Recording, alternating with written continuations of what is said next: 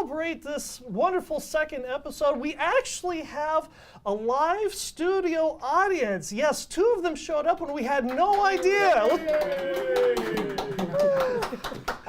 And yes, Visioneers, if you're also interested in joining us for future recordings and tapings, reach out to Emily through our producer Emily through our social media links on LinkedIn, Facebook, and Instagram, and she can give you the details of where we're going to be taping next so that you too can join our live studio audience. Now, this show we would be remiss if we didn't recognize our sponsors for doing this show. Emily, take it away. At Oliver & Associates Real Estate, we know that buying or selling a home isn't just a transaction, it's a life moment. That's why they're committed to building relationships that last. They take the time to truly understand your needs, your dreams, and your story so they can find you not just a house, but a home. Give Oliver & Associates a call at 661-808-3444 or check them out at yourrealtor.us. That's 661-808-3444 or check them out at yourrealtor.us today. Our guest this week is Lizette Patterson, the owner of Cazador Consulting Group. And Lizette, welcome again to Small Business Celebration, and tell us, how did you get started? Well, first of all, who are you and what is it that you do? So my name is Lizette Gomez-Patterson. I am the founder and CEO for Cazador Consulting Group. I am a full-service staffing agency focusing on white-collar and direct hires, some light industrial, but only if I know the client really well will I dabble into the light industrial. What possessed you to get into one of the most competitive industries in the business world? The love for changing people's lives and really impacting them. How so?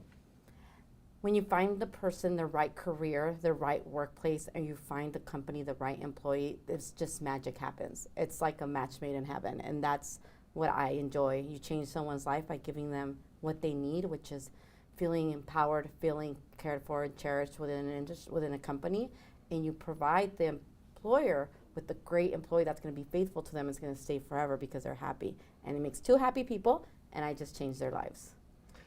What possessed you to get into this line of work? The love for people. It was an industry that's really difficult. It's very, very competitive. It's very dog-eat-dog world out there, and I wanted to change that. It's a challenge. It's very, very challenging. It is every day you need to get up and you need to be ready for the fight. And I like that. I feel like I really thrive in that kind of environment. When you started in this industry, did you start as an employee? Or did you just throw caution to the wind and open up your own business and just go for it? No, I actually was able to go into a staffing agency because I needed a job. I had moved to Kern County recently and really didn't have a lot of experience. And not having the experience, I was sending out my resume and I wasn't getting called back for the positions that really I was interested in. Somebody told me about a staffing firm in town. Right. And I applied. I showed up for the interview and they told me that I didn't have the experience necessary for the positions that they had open. But they really enjoyed my interview and they offered me a temp position as an operations specialist, which means a receptionist. Okay. And I fell in love with the people who would walk in asking for a job. So you got your first job at a staffing agency? I sure did. Okay. I sure did. My first job in Bakersfield was in a staffing agency. And they kept me permanently. And I grew and became a sales manager within that company. It's often said that people don't quit their jobs. They quit their managers or their employers. What possessed you to quit working for the staffing agency and go out on your own? I wanted to impact more people. I wanted to change more people's lives. But what was happening that you weren't getting fulfilled? I felt like it becomes an industry where we're looking more at the money than we're looking at that person and really impacting that person's life. Right. It's a very profitable industry if you do it right. It is. But then it becomes very scary also. Right. Because my reputation and respect that I have for people, I didn't just want to be placing people for the next big dollar. I wanted to place people because that was the right job for them. And I respected my bosses in the way they were doing things, but for me, it wasn't the right industry. It was more of an industrial industry, and it's very different. Industrial is very fast, very just place. It's just a numbers game. You're just throwing people Yes, at it. Okay. which I understand because the need is there. Right. But it wasn't really fulfilling my why and what I wanted to do within staffing. Right. And the only option I had was to become a 1099 and do direct hire staffing on my own, or open my own agency. And of course, I ran into my old clients and mentors in the community. They're like, open an agency. Little did I know what it means to be a business owner, right? Oh, sure. And I, oh, sure, I'll do it. If you're a business owner, it requires you to stay after 5 o'clock, go on YouTube channels and talk about your business and all kinds of annoying things like that. Mm-hmm.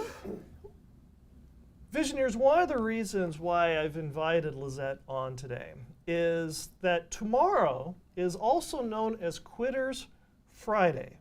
Quitters Friday is the day where all of us go through and we make these wonderful ambitions that we have. We're going to do this for the new year. We're going to be changing this. We're going to become better at that. I'm going to learn a new language. I'm going to lose 20 pounds. And by Quitters Friday, that's just gone away. Now, Lizette has the gift of persistence. And she's going to help guide us through her process of how she stayed just knocking it out, just day after day when people told her no, she couldn't do it. They've come up with every possible reason of why she couldn't do it and how she couldn't do it, and the people that got in her way, how she had to go up and around and through. Also that you can learn from Lizette so that you cannot be part of Quitters Friday. When you started your business, well, let me step back for a second. Sometimes I get asked on Small Business Elevation, what is the number one thing I've learned? And the number one thing I've learned by being on the show is never, ever have a business partner. And the second thing is the best thing your business could ever do is have a business partner. And you come into that category where you were one of each. Exactly. When you started your business, you had a business partner. I had 2 business partners. Okay, why? Because I believed that that's the way I needed to do it, and they gave me the opportunity. They had the capital that I did not have and the know-how. They had other businesses, and they believed in me. They gave me an opportunity when I no bank and nobody else would. And so I brought them in to work with me. Unfortunately, lots of people don't understand it. Staffing is very, very heavy cash flow business. Right. So unless you're willing to put that money in. And in general, just to give our audience a general idea, when you say cash heavy, in general, what kind of numbers are you talking about when it comes to monthly cash flow? For a smaller staffing agency, about $300,000 a month. A month? Coming in and out. Yeah, smaller. Wow. Yeah. And then when you get larger, the commas start happening after that. And you needed that cash just to function. You do. You need to pay paychecks. You have temp to hire employees. You're paying them weekly. So the bigger your payroll grows, it's amazing, right? But Right. that's the more money that you need to put into your payroll bucket Right. to pay them. And then you also have your bills. You also have, everything else that goes with it. Your human resources. You need to have those kind of services to work with you. So money just comes in and out. And then on top of that, you're in one of the most competitive industries in the world.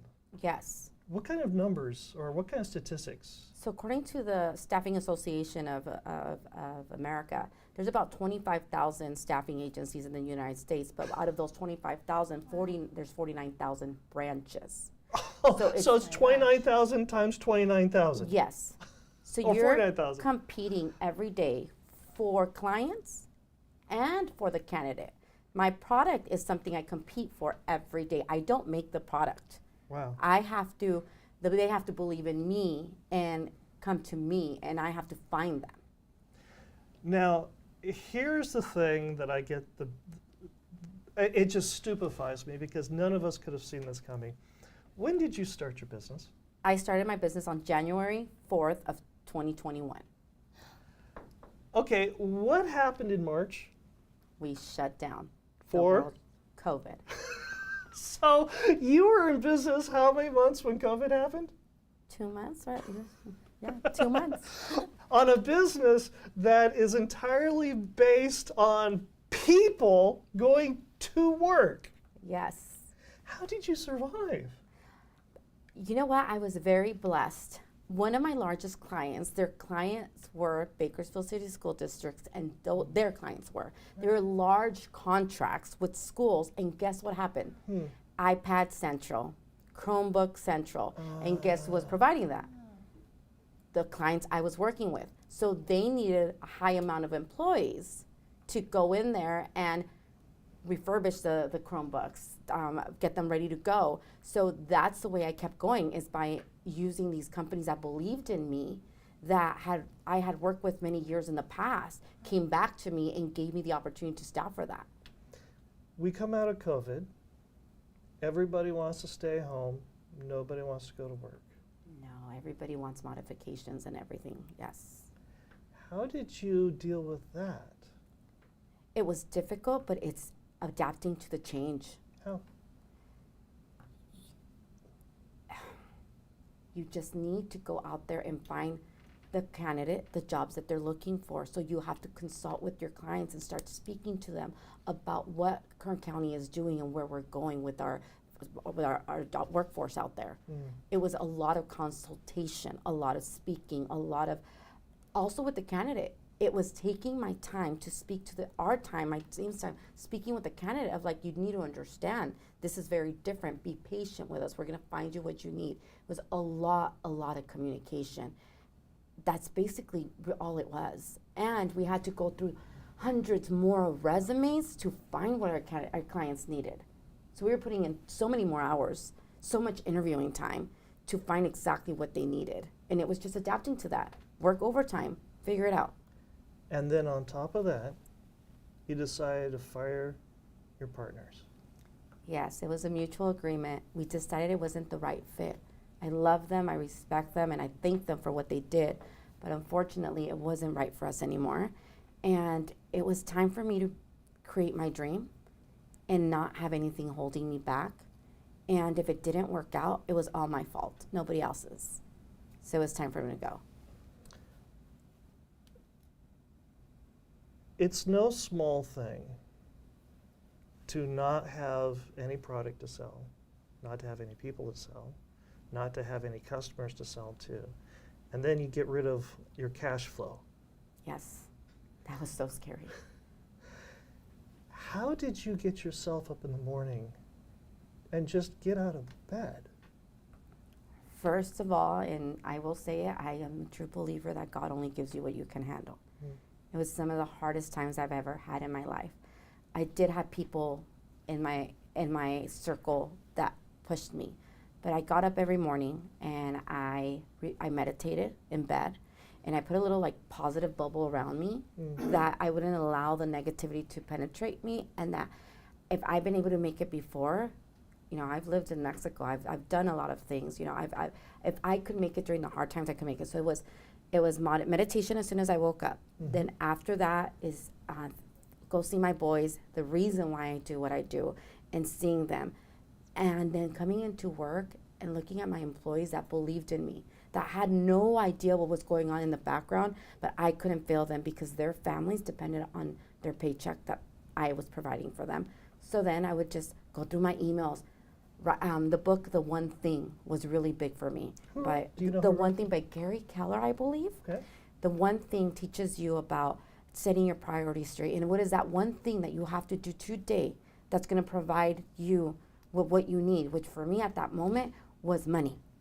So I would focus on that one thing, and it was the one thing I did. But then I made it even bigger for myself. I also, what is the one thing I need to do today for me to feel fulfilled as a mom? And I focused on that.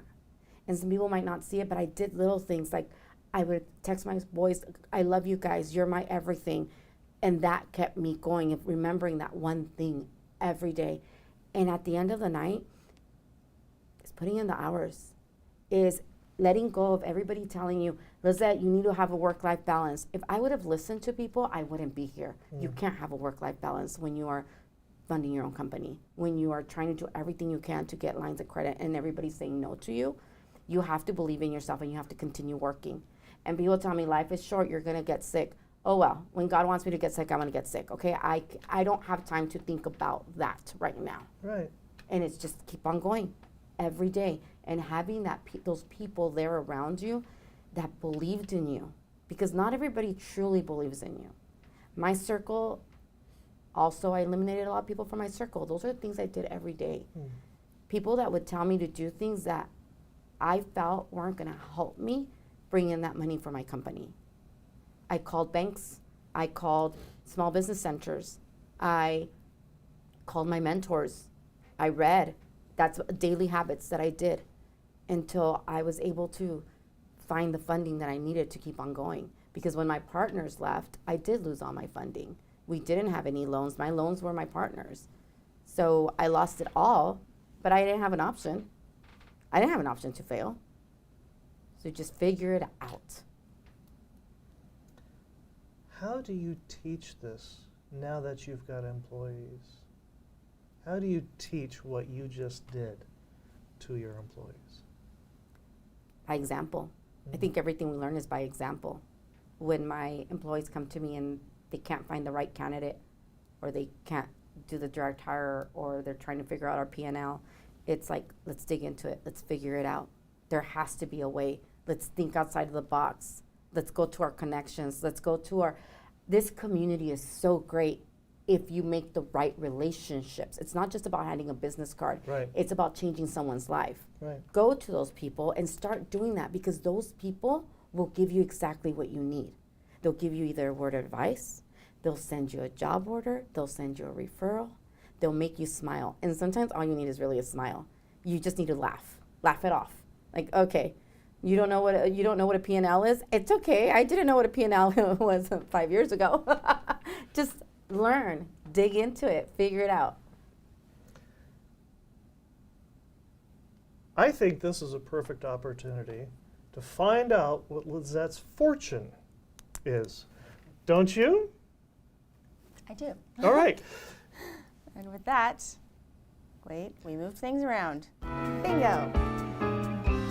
Now, Visionaries, if you're not familiar with the way the fortune cookie game is, I have an unopened fortune cookie in my hand, and I give this fortune cookie to our guest. Now, she must open the sealed fortune cookie, break open the fortune, preferably while eating the fortune cookie, read the fortune aloud, and add "in my business" to the end of it. And then, of course, expound on it. Are you ready? Okay, so read it in my business. In my business. Break it open, and there we go. Okay. And what does your fortune say? Go with your gut in my business. Go with your gut in your business. So apply that to your business. How would you go with your gut? Everything I do is going with my gut and what I'm feeling. This is part of my success. So right now you're about ready to throw up. No, not anymore. the first minute or two I was. The first minute or two. Not anymore. Not, I'm not going to be everybody's cup of tea. I'm not going to always say everything correctly. I do speak, I roll my R's a lot, but yes, I'm a proud Mexican. That's just what happens. Sure. So sometimes that's what gets me nervous, because I was picked on before. Right. But I'm okay with it. So in my business, I go with my gut, and we go with our gut a lot. Give us an example. Okay, for example, when a candidate calls you and they tell you that they want a certain job and they're applying for it, you're gathering as much information as possible. And I will be very transparent with you guys. 50% of what they're telling us is not completely true. Sure. I really do type 100 words a minute. No, really. you really don't. And it's not that it's a lie. It's just they add a little bit, right? They exaggerate a little bit to make them look better. Right. If you're going on a date, you're going to exaggerate a little bit of everything. Sure. I'm perfect. I've never been in a fight before, Sure, Yeah, right. It's not going to happen. It's the same thing. I need to go with my gut. Our employees need to go with their gut. What about what they're saying is really, really true? And can they really work in a micromanaged environment?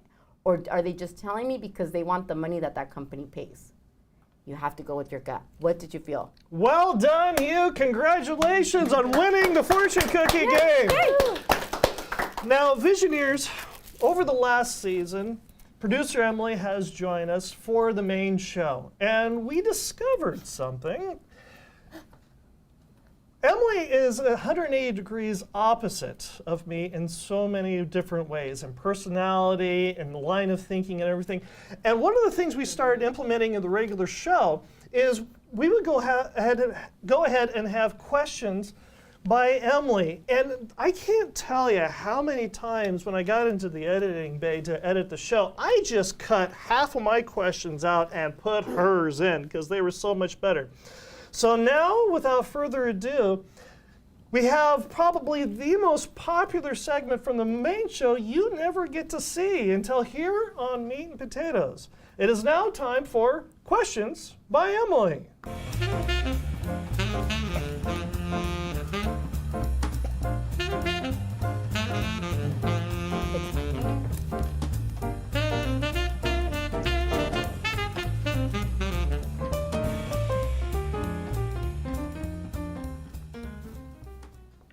And hello, Visionaires. I'm Emily, and I'm here to ask questions. So, additionally, if you have questions, I have the comment section open, and this is live. So if you have them, drop them in. I will do my best to read them and ask them to Lizette, anything and everything. So, questions, comments, and concerns, all are welcome.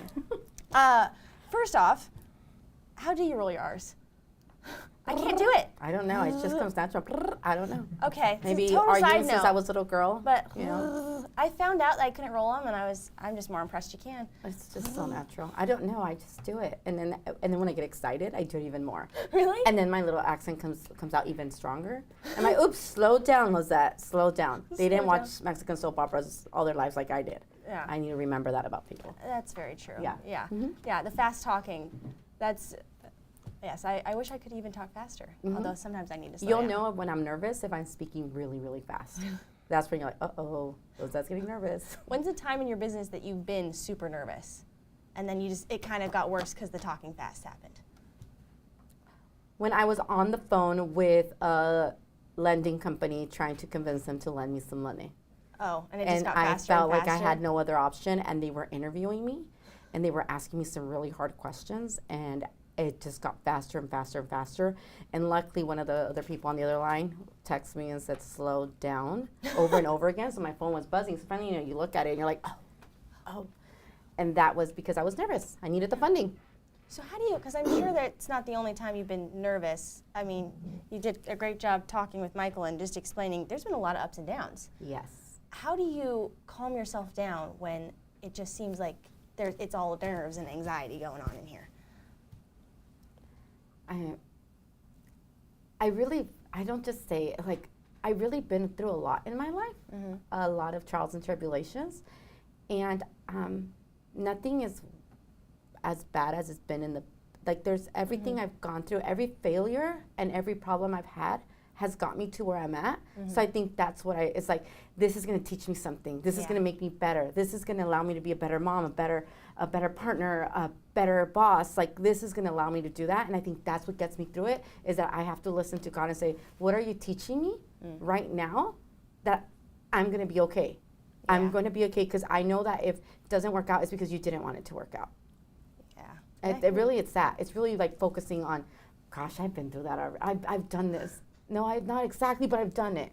I've felt a lot of pain in my life, and it's okay. It made me who I am. Don't regret any of my past experiences that have gotten me to where I'm at, but they've taught me how to be okay with what happens at the moment. Yeah, it's looking up instead of looking down and getting stuck in the mud. Yes, because you remember some things that happened in your past, and you're like, oh my gosh, I'm gonna die. I can't believe this is happening. And then it passes, you're like, oh gosh, really? That's nothing. Bring it.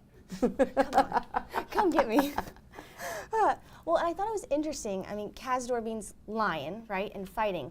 Do you feel like even by naming your business what you did, it's given you the mindset to keep fighting? Yes, it is. It's a force to be reckoned with.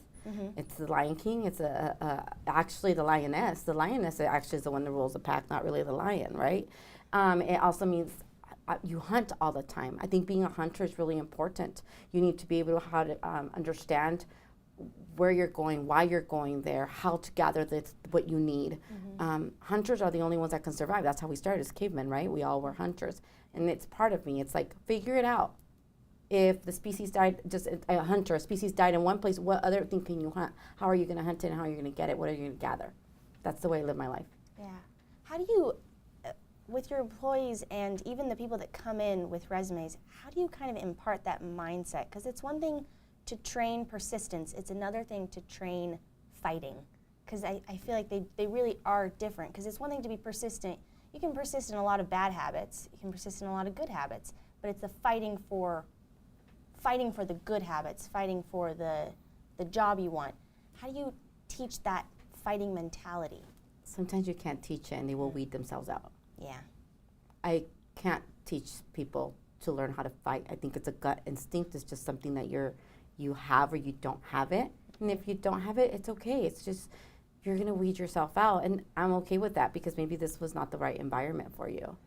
Yeah. And when they want me to find a fighter for companies, I really can focus on finding that. It's usually a really hunter.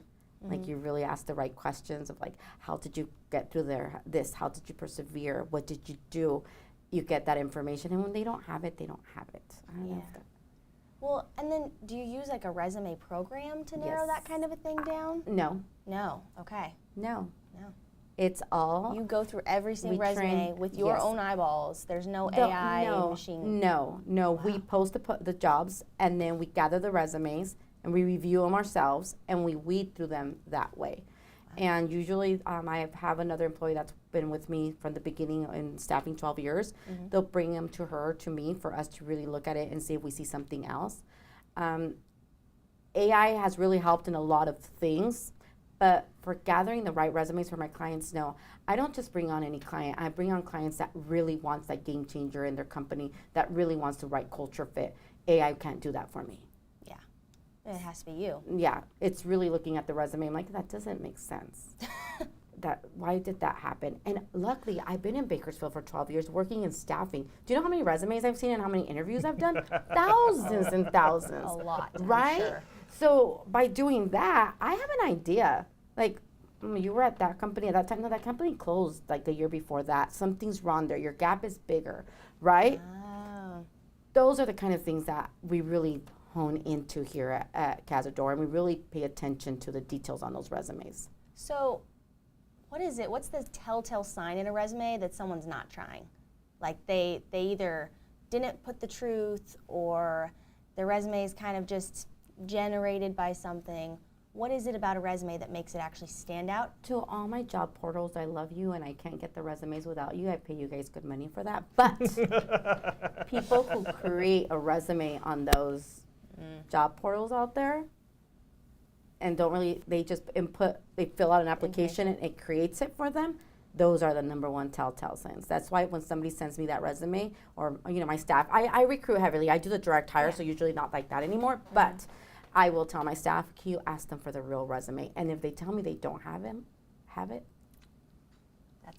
that's kind of a sign that, not everything on that resume is accurate. Now I'm freaking out here because I got to find my notes. But, my next question, kind of switching gears, but you mentioned the one thing. How is it, so often what I hear from business owners is that the more things come onto their plate, the harder it is to figure out what is the one thing, what is going to move the needle forward. And it can get really drowned in your own head. I know I've gotten stuck in my own voice listening to myself on repeat, and it gets harder to sort out what is that one thing to do. But what was it for you that really seemed to move the needle forward? You mentioned meditation, but what was the practical, the day-to-day, was there a habit that you changed or I guess maybe digging deeper into how did you decide what that one thing was going to be? So the first habit I changed is I wouldn't do anything unless I accomplished my little checklist for my one thing. But the way I accomplished it is I would just really focus, come to the office, grab my cup of coffee, have my staff meeting. That's really important. Make sure you meet. I meet with staff every day as much as I can. I go into every office, I talk to them, and then I join them for their daily sales meeting. Then off of their energy, I come back to my office and I think, what is the one thing I need to do today to make the money for me to be able to pay their payroll next month, right? What is the one thing? And that's if it's sending 25 emails to 25 clients that I am staffing for right now and asking them for an order, that's what I do. If it's getting one job order, then I will work till 5 o'clock in the afternoon to get that one job order. Not till I do that one thing that's gonna move the needle forward for me. Because everything else doesn't matter. If I don't pay the bills, I don't have Cazador Consulting Group. I can't give back to nonprofits in our community. Yeah, so you're assessing daily. Daily. It's what is that one thing at that moment that I need to do. That's what moves my needle forward. And then I focus on my relationship in my home relationships, my boys, my partner. What is the one thing I can do today to make those people feel valued, because I am very busy, because my work-life balance doesn't exist, and I'm okay with that. Mm-hmm. So what is that one thing that's gonna make my partner, my kids feel like I love them and I care for them? And not till I do that can I continue with the rest of my day, because at least I feel like I did something. Because those relationships are what keep me going. When at work I feel like everything is drowning, you go home to hug your kids and your partner, right? To be with your friends, to be with the people you love. But I also like to change people's lives. So daily, I will go through my cell phone and scroll through it and automatically pick someone on my cell phone and send them some words. Thinking about you, hope you're having a great day, let's catch up soon and have some coffee. Because I like to change people's lives. Yeah. So I have like things that I do every day to make my needle move forward. Because if you change the person's lives and you make them smile, ultimately, they will want to do the same for you. And when you haven't asked for them, they're willing to help you out. Yeah. Well, and even what you mentioned about staff meetings, having those, a lot of companies try to eliminate meetings, especially with COVID, and since we've kind of gone more digital. What is it for you that you've found has actually helped your company by having a staff meeting? Or what would you tell other companies that come to you that say, oh no, we don't do staff meetings? Refrigerator talk is the best.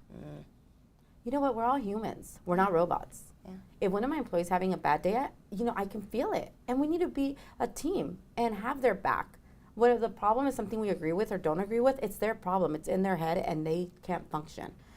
Those staff meetings help you understand what mindset each one of your employees is at. And it actually helps them create a relationship with each other. When it's all through Zoom, it's not there's no connection anymore. But when you have those staff meetings and you're talking and they're looking at me, my team knows when it's game on, and don't mess with me right now because it's game on, just by the way I'm reacting during our staff meeting. I know when an employee of mine has had enough and needs a break, right? And I send them to go get coffee, or I'll let them leave early for the day. Those are things that you can see with your employees that makes a difference and makes them want to come to work. Yeah. Mm-hmm. Do you ever have, because you staff a lot of businesses, do you have those businesses coming to you for advice on people? I do, and it's more, I'm very humbled by the amount of people who reach out to me just to ask me questions, and sometimes they just walk up to me when they see me in the community at restaurants. It's more of that than calls. They'll ask me questions randomly, and I'm like, oh, I guess I do know a little bit about this. Let me help you out. And I actually can tell you how not to fail also. But yes, they do reach out to me for advice on how to be with their staff. Look, I'm not perfect. I do have turnover. I lose employees. But that's what makes you good at what you do, is learning from your mistakes. So come learn from me. I've already made them. Ask me questions. That's great.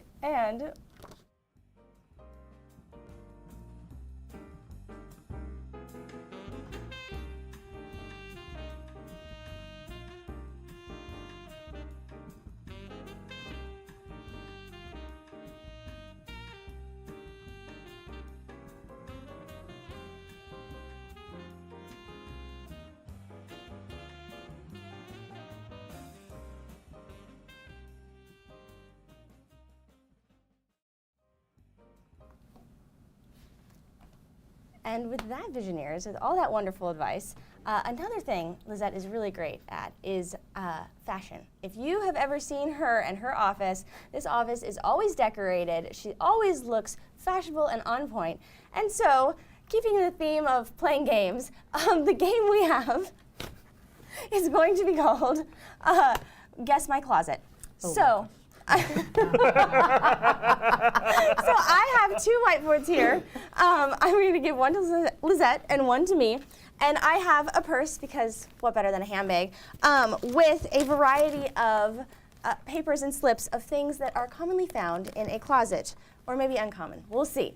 And I have a lovely kitchen timer. We'll put 30 seconds on the clock, and Michael will be our lovely monitor. There's a start and stop right there. Oh, and I do have pens for this, because we couldn't do this without pens. What color would you like? Pink. Pink. I'll be blue. Okay. You're gonna pick your card, and then when Michael tells us, oh yeah, so I just have to pick something in here? and audience, you guys get to decide whose drawing is better. Okay. In the comment section. In the comment section. That's right. But we're not gonna tell Michael what it is. He's gonna have to guess. Ready? Tell us when. And start. 30 seconds. Oh gosh, this is kind of hard, huh? And this is where we get to find out where their drawing skills really are like. This is looking really bad. This is looking really, really bad. You know, I think we should probably work on some kind of waiting music on this. No, Don't do that. We don't want to get sued by Jeopardy or copyright infringement on that. Sorry. 2 seconds. 1 second. Okay, so now we've got to figure out. Okay, Lizette, Horrible. a boot? A dash boot? Did he get it right? No, it's almost. I couldn't figure it out. It's stilettos. Oh, it's still something. It's almost there. Okay. Show the audience your picture. There you go. Not bad, right? I don't know why I did a boot. No, It's because I've been wearing them all Your day. camera. Go into your camera. There we go. If you can, so there you go. That's a stiletto, Visionaries. That's a stiletto That's the boot. stiletto. I didn't think, I'm like, darn it. It still has a heel on it. Yes, it and, does. Okay, and Emily, what do we got here? We've got, looks like a dress. Gown. Gown. I got it. Lilies, there we go. I tried adding glitter. I said There you gala go. dress or gown in my head. And see? Yeah. You know, it's somebody I'm sure would wear this somewhere, maybe. Or Yeah, not. your drawing skills are better than mine. Well, Lizette, thank you very much for joining us here on Small Business Celebration Meat and Potatoes. And this has been a real treat. Thank you very much for joining us. Thank you so much. I really appreciate it. Now, Visionaries, we have the upcoming Executive Association of Kern County is having their annual trade show coming up on January 30th, Thursday, January 30th from 4 p.m. to 7 p.m. at Stockdale Country Club.